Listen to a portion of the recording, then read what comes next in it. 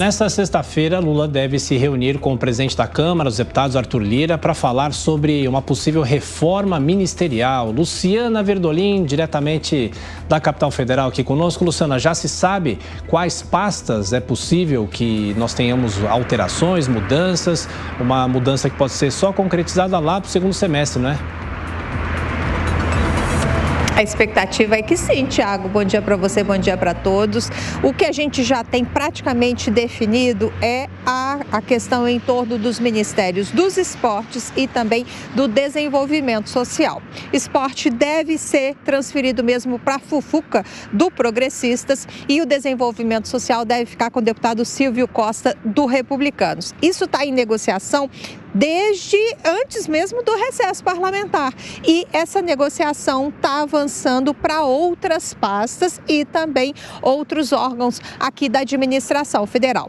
A FUNASA, a Fundação Nacional de Saúde, o governo indicou um presidente interino que até meados de agosto vai tocar a reestruturação da FUNASA, mas a fundação também vai entrar nessa negociação com o Congresso Nacional, principalmente com Arthur Lira, em busca de acordo e boa vontade na Câmara dos Deputados para aprovação de projetos importantes. É bom a gente lembrar que o arcabouço fiscal não foi aprovado, os deputados quiseram ter aí uma carta na manga para continuar com essas negociações em torno da reforma ministerial aqui com o presidente Lula.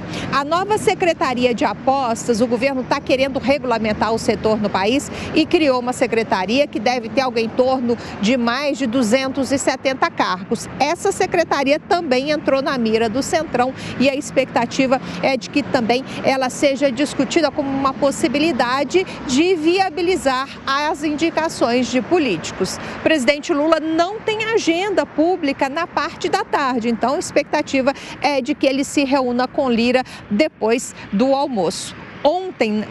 Na quarta-feira, o ministro da Fazenda, Fernando Haddad, já se reuniu com o presidente da Câmara para discutir a pauta da volta do recesso. Expectativa de que Lula também aproveite esse encontro com Lira para pedir pressa na votação de projetos importantes aqui para o Palácio do Planalto. Ô, Luciana, e o novo decreto das armas, hein? Quando deve ser assinado pelo presidente? O que já se sabe? Tem uma solenidade prevista para daqui a pouco, às 11 da manhã, aqui no Palácio do Planalto. O presidente vai assinar esse decreto de armas que foi negociado entre o Ministério da Justiça e o Ministério da Defesa. O que a gente já sabe? Vai ter mudança em vários setores. Mudança em clube de tiros, por exemplo. Eles não poderão mais funcionar 24 horas, não vão poder ficar perto de escolas. A publicidade também vai ser mais restrita. Tem a questão envolvendo armas de grosso calibre, que antes eram restritas às Forças Armadas. A expectativa é de que isso volte.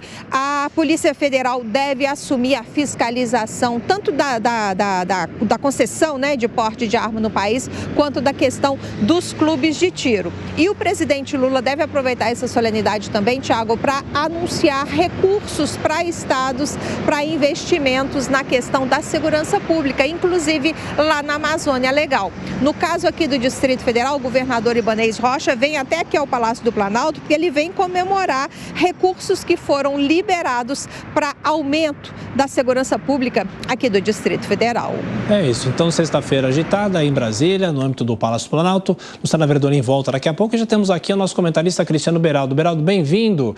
E são dois os assuntos, né? Tem a questão das armas, mas também as mudanças nos ministérios. E é interessante que mesmo com essas alterações, tem muitas declarações de integrantes do Centrão que eles ainda estão descontentes.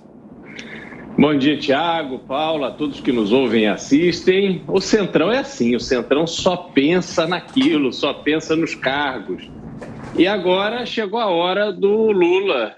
Pessoalmente, ele disse duas coisas interessantes. Primeiro, que ele só faria uma reforma ministerial se houvesse uma catástrofe. Isso foram palavras ditas pelo Lula há mais ou menos 60 dias.